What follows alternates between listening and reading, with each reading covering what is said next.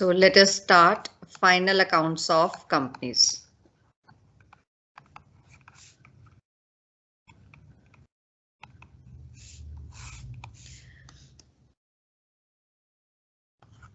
Companies act जो सबसे पहले जिसमें कंपनीज इनकॉर्पोरेट हुई थी, ये आपको भी पता है कि कब स्टार्ट हुआ था, 1956 में। उसके बाद जो हम कंपनी एक्ट पढ़ते हैं वो कौन सा पढ़ते हो आप? 2013, राइट। तो 2000 एक्ट के अकॉर्डिंगली जो कंपनीज को फाइनल अकाउंट्स प्रिपेयर करने होते हैं, जो फाइनेंशियल स्टेटमेंट्स प्रिपेयर करनी होती हैं, उसमें कौन कौन सी स्टेटमेंट्स होती हैं? सबसे पहले होती है स्टेटमेंट ऑफ फाइनेंशियल पोजीशन, जिसको कि हम बैलेंस शीट बोलते हैं, ठीक है। दूसरी होती है statement of profit and loss account, जिसको कि हम इनकम स्टेटमेंट बोलते हैं। इसके बाद थर्ड नंबर पे आता है cash flow statement. Then next होता है statement of changes in equity if applicable, और एक होता है नोट्स टू अकाउंट्स। यहां पर हमने तीन चीजें सीखनी है, statement of financial position, statement of P&L और नोट्स टू अकाउंट्स। ये हम cash flow statement, fund flow statement हम आगे करेंगे नेक्स्ट ईयर में। अभी फिलहाल जो हमको सीखना है वो क्या क्या है? Balance sheet, income statement and notes to accounts. अब balance sheet, income statement and notes to accounts करने के लिए जो आप करोगे, सबसे पहले हम करेंगे बैलेंस शीट का प्रोफार्मा, कि हमारी बैलेंस शीट में क्या क्या चीजें इंक्लूड होती हैं। तो सबसे पहले हम सीखेंगे बैलेंस शीट। बैलेंस शीट जब भी हम बनाएंगे, सबसे ऊपर हम लिखेंगे बैलेंस शीट ऑफ जो भी कंपनी का नाम है, और एज ऑन जो भी डेट 31 मार्च, तो ऑब्वियसली हमारा अकाउंटिंग ईयर एंड होता है, तो जो भी ईयर होगा वो हम यहाँ पर मेंशन करेंगे।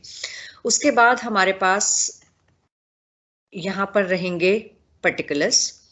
पर्टिकुलर्स के बाद नेक्स्ट हमने बोला नोट्स टू अकाउंट्स हमने देने हैं, तो हम यहाँ पर देते हैं नोट नंबर, कि नोट नंबर 1 है, 2 है, किसमें इसकी डिटेल है।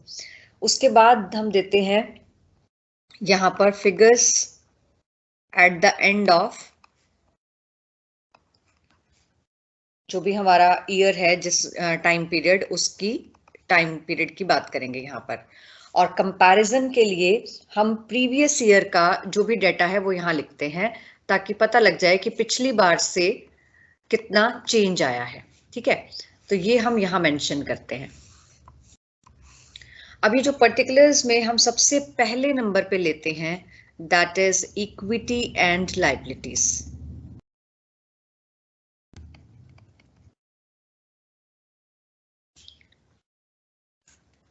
इक्विटी एंड लायबिलिटीज के अंदर क्या क्या चीजें आती हैं? सबसे पहले आती है आपकी share capital.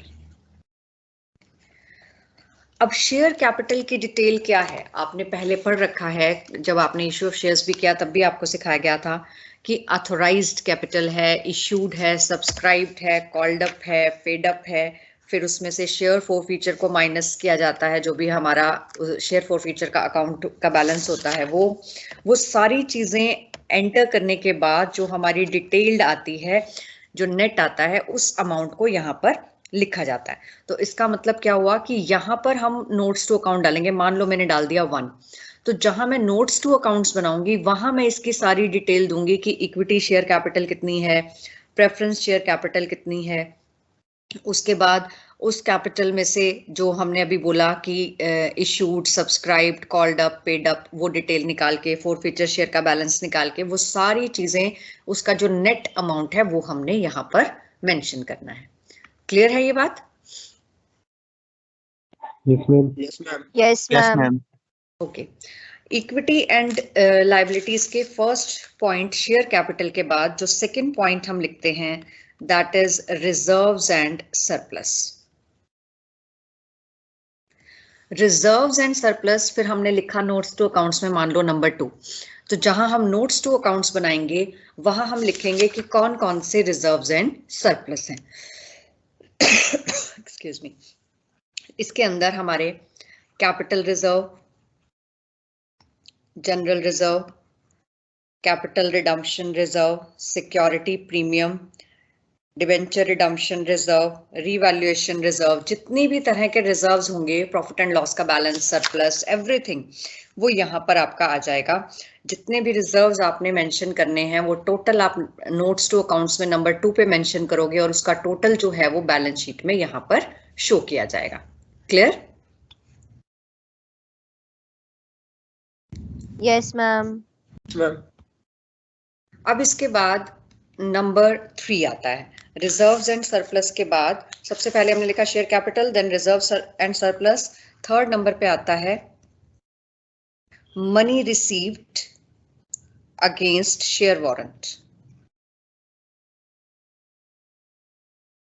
Money receive against share warrant कौन सी होती है कि जैसे मान लो मैं आपको एक गारंटी दे दूं कि एक फ्यूचर डेट पर आपको इतने शेयर्स इशू कर दिए जाएंगे।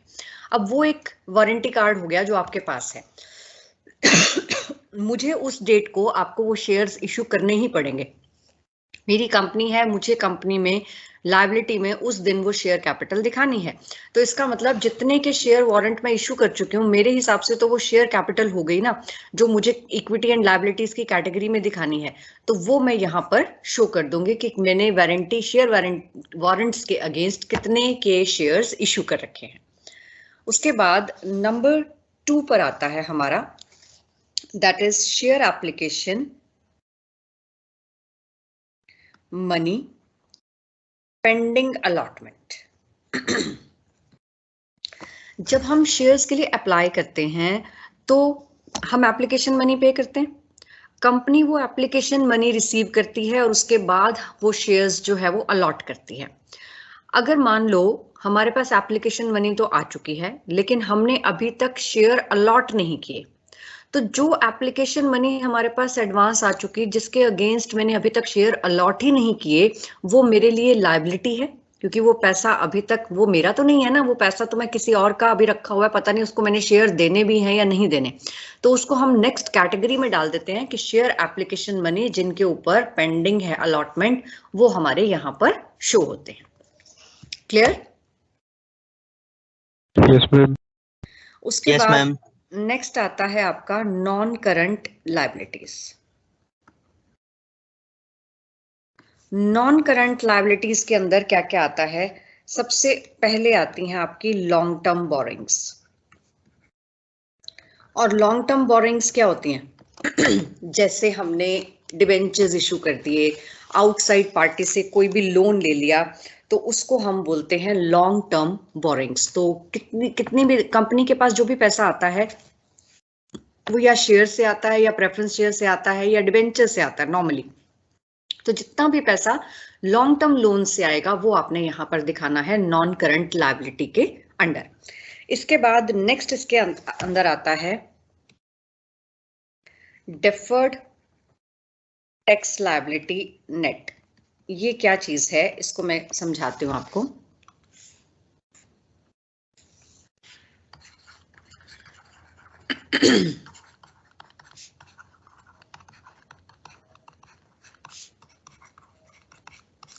एक हमारे पास चीज होती है डेफर्ड टैक्स लायबिलिटी और एक हमारे पास होती है डेफर्ड टैक्स एसेट।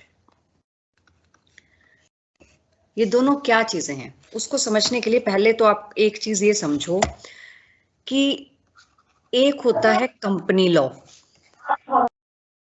और एक होता है इनकम टैक्स लॉ। होता है या नहीं? तो जो कंपनी लॉ है उसके रूल्स अलग हैं और इनकम टैक्स लॉ के रूल्स अलग हैं। जो हम अपनी इनकम स्टेटमेंट बनाते हैं कंपनी वाले, वो बनाते हैं कंपनी लॉ के रूल्स के अकॉर्डिंगली, और जो हम टैक्स पे करते हैं वो हम करते हैं इनकम टैक्स रूल के अकॉर्डिंगली। क्योंकि हमने इनकम टैक्स वालों को पे करना है, वो हमारे रूल नहीं मानेंगे, वो अपने हिसाब से टैक्स कैलकुलेट करेंगे। तो अब मेरी कंपनी की इनकम स्टेटमेंट क्या रिप्रेजेंट कर रही है, वो अलग हो सकती है मेरी टैक्सेबल इनकम से, यानी कि इनकम स्टेटमेंट से जो आएगी उसको मैं नाम देती हूं अकाउंटिंग इनकम, और टैक्स पे करने के हिसाब से जो मैं कैलकुलेट करूंगी उसको मैं बोलती हूँ टैक्सेबल इनकम। एक एग्जांपल देती हूँ मैं आपको कि अगर मान लो मेरी अकाउंटिंग इनकम है 50 लाख, ठीक है, मेरे जो बिजनेस में इनकम थी, बिजनेस इनकम, वो थी सपोज 80 लाख, ठीक है, मेरे बिजनेस एक्सपेंडिचर थे 20 लाख, तो मेरी नेट इनकम कितनी हो गई, 60 लाख हो गई। मैंने प्रोविजन फॉर बैड डेट्स बना रखे थे 10 लाख के, और मेरी अकाउंटिंग इनकम निकल के कितनी आ गई, 50 लाख। जब टैक्सेबल इनकम की बात आई तो इनकम टैक्स अथॉरिटीज ने कह दिया कि ये आपने प्रोविजन बना रखा है, दिया तो नहीं ना अभी किसी को, पे तो नहीं किया, खर्चा तो नहीं किया, डूबेगा या नहीं हमें तो नहीं पता, तो हम नहीं इसको अलाउ करते। मान लो वो डिसअलाउ कर देते हैं इसको।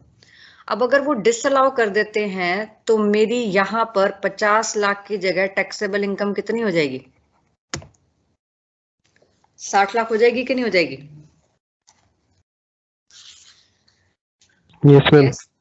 अगर मेरी टैक्सेबल इनकम 50 लाख की बजाय कितनी हो जाएगी, 60 लाख हो जाएगी।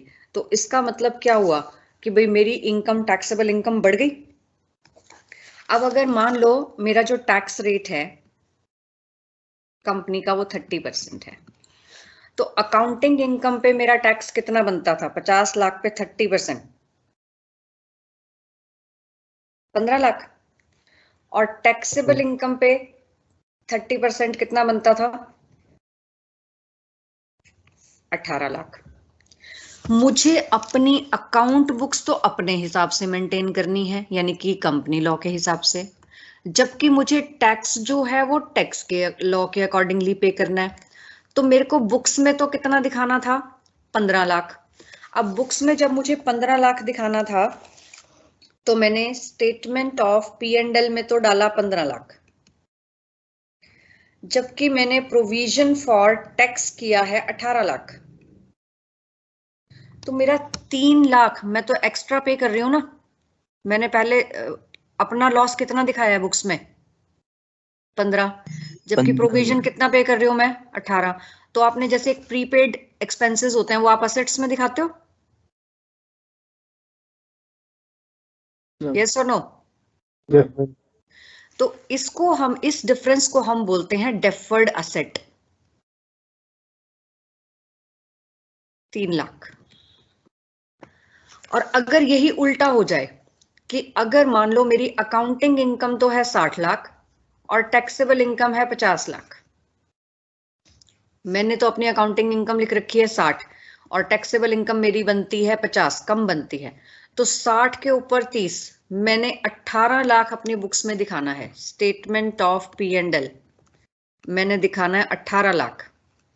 इसमें से पे मैंने सिर्फ कितना करना है, current liability of tax 15 lakh. तो जो 3 लाख बचेगा वो मेरी डेफर्ड टैक्स लायबिलिटी हो जाएगी। बात समझ में आई कि नहीं आई? Yes ma'am, clear. क्लियर है? हाँ जी, यहां तक क्लियर हो गया। अब आगे चलते हैं। बैलेंस शीट में हमारे पास लॉन्ग टर्म बोरोइंग्स के बाद हमने किया था डेफर्ड टैक्स लायबिलिटी। अभी मैंने आपको बताया कि एक हमारे पास होगी डेफर्ड टैक्स लायबिलिटी और एक होगी हमारे पास डेफर्ड टैक्स असेट। अब मान लो हमारे पास लायबिलिटी भी है किसी साल डेफर्ड टैक्स असेट भी है, तो बैलेंस शीट में दिखाते चले आ रहे हैं। तो आप ये दोनों चीजें नहीं दिखा सकते बैलेंस शीट में, दोनों में से एक चीज दिखाई जाएगी जो ज्यादा होगी। मान लो ये 80,000 है और ये 60,000 है, तो आप बुक्स में डेफर्ड टैक्स लायबिलिटी दिखा दोगे 20,000 की। अगर डेफर्ड टैक्स असेट 80 है और ये 60 है तो आप असेट दिखा दोगे 20,000 की। तो दैट मीन्स आपको एक ही चीज दिखानी है, दोनों में से आप दोनों चीजें नहीं दिखा सकते। इसके बाद थर्ड आती है हमारे पास अदर लॉन्ग टर्म लायबिलिटीज। इसके अलावा यानी कि लॉन्ग टर्म लोन्स के अलावा अगर कोई किसी और तरह की हमारे पास लॉन्ग टर्म लायबिलिटी है लोन्स के अलावा, तो वो हमारी इस कैटेगरी में शो होगी। अगर कोई लॉन्ग टर्म प्रोविजंस हैं तो वो इसके बाद शो होंगे, लॉन्ग टर्म प्रोविजंस। तो दैट मीन्स हमारे पास सबसे पहले नंबर पे क्या आया था, शेयर कैपिटल। नंबर 2 पे क्या आया हमारे पास, रिजर्व्स एंड सरप्लस। उसके बाद हमने लिखे जो share application money pending allotment थी हमारी जिनके पास, और देन हमने लिखी long term borrowings. Long term borrowings के अंदर मैंने आपको बताया डिबेंचर्स हैं, टर्म लोन्स हैं, ये आते हैं हमारे। फिर आपको मैंने बताया डेफर्ड टैक्स लायबिलिटी। देन है अदर लॉन्ग टर्म लायबिलिटी, जिसके अंदर हमारे कोई भी क्रेडिटर्स जो 12 महीने से ज्यादा के हैं, कोई भी लोन जो हमारा 12 महीने से ज्यादा का है, कोई भी लॉन्ग टर्म प्रोविजन हमने बनाया है, वो यहाँ पर आएगा। लास्ट में हमारे पास आती हैं करंट लायबिलिटीज एंड प्रोविजंस। तो करंट लायबिलिटीज के अंदर सारी हमारी शॉर्ट टर्म लायबिलिटीज आती हैं, और ये शॉर्ट टर्म लायबिलिटीज कौन सी हैं, जो सारी की सारी 12 महीने के अंदर अंदर हमको पे करनी होती हैं। तो जो भी हमारे क्रेडिटर्स, बिल्स पेबल, कोई भी ऐसी चीजें जो within 12 months we have to pay, वो सारी की सारी हमारी किसके अंदर आ जाएंगी, शॉर्ट टर्म लायबिलिटीज के अंदर। देन हमारे पास आती हैं other current liabilities. Other current liabilities, तो अदर करंट लायबिलिटीज के अंदर हमारे पास क्या आती हैं, जैसे एक है हमारा interest accrued but not due. Interest accrued but due, ये मैंने आपको पहले भी कराया हुआ है, लेकिन एक बार फिर से बता देती हूँ। जैसे मान लो हमारा जो इंटरेस्ट है वो जून में और दिसंबर में पे होता है, और अकाउंट्स हम बना रहे हैं 31 मार्च को, ठीक है। तो अब 31 मार्च को अगर हम अकाउंट्स बना रहे हैं तो हमारा जो इंटरेस्ट है जून से लेकर दिसंबर तक का, वो तो इसी अकाउंटिंग ईयर में फॉल करेगा ना, क्योंकि हमारा अकाउंटिंग ईयर देखो 1 अप्रैल से स्टार्ट हो रहा है। तो अप्रैल, मई, जून, जुलाई, अगस्त, सितंबर, अक्टूबर, नवंबर, दिसंबर, जनवरी, फरवरी, मार्च, ये रहेगा, ठीक है। अब यहाँ पर अकाउंट क्लोज हो रहे हैं, एक इंटरेस्ट जो है वो जून में मिलना है, एक इंटरेस्ट जो है वो दिसंबर में मिलना है। तो जून से दिसंबर तक का जो 6 महीने का इंटरेस्ट है, ये तो हो गया इंटरेस्ट एक्रूड, और अगर अभी तक ये दिसंबर में पे नहीं किया तो ये ड्यू भी हो गया, इंटरेस्ट एक्रूड बट ड्यू। यहां तक समझ में आया, ठीक है। अब जनवरी से मार्च तक का, जनवरी, फरवरी, मार्च, यहाँ पे अकाउंट क्लोज हो गए, तो मुझे ये 3 महीने का इंटरेस्ट बुक्स में तो शो करना पड़ेगा, लेकिन ये पे कब होगा जाके, जून में, क्योंकि मेरे पास ड्यू डेट कौन कौन सी हैं, जून और दिसंबर। तो जो जनवरी, फरवरी, मार्च का है वो अप्रैल में जून के साथ कब पे होगा, जून में, ड्यू भी यहीं आके होगा। तो ये एक्रू तो हो गया, 3 महीने का टाइम जब कट गया तो 31 मार्च में ये एक्रू हो गया, अर्न कर लिया। तो इसको हम बोलते हैं interest accrued but not due. तो ये दोनों के दोनों ही आपके कैटेगराइज जरूर किए जाते हैं बट शो किए जाते हैं अदर करंट लायबिलिटीज के अंदर। समझ में आया? Yes ma'am. Yes ma'am. और इसके बाद हम दिखाते हैं short term provisions. Short term provisions के अंदर आपके जितने भी प्रोविजन फॉर डाउटफुल डेट्स हैं, प्रोविजन फॉर टैक्सेशन है, प्रपोज डिविडेंड है, प्रोविजन फॉर एम्प्लॉय बेनिफिट्स है, वो सारे के सारे प्रोविजंस हम यहाँ पर शो करते हैं। तो this is all about your liability side. कोई पॉइंट समझ में नहीं आया हो तो पूछ लो।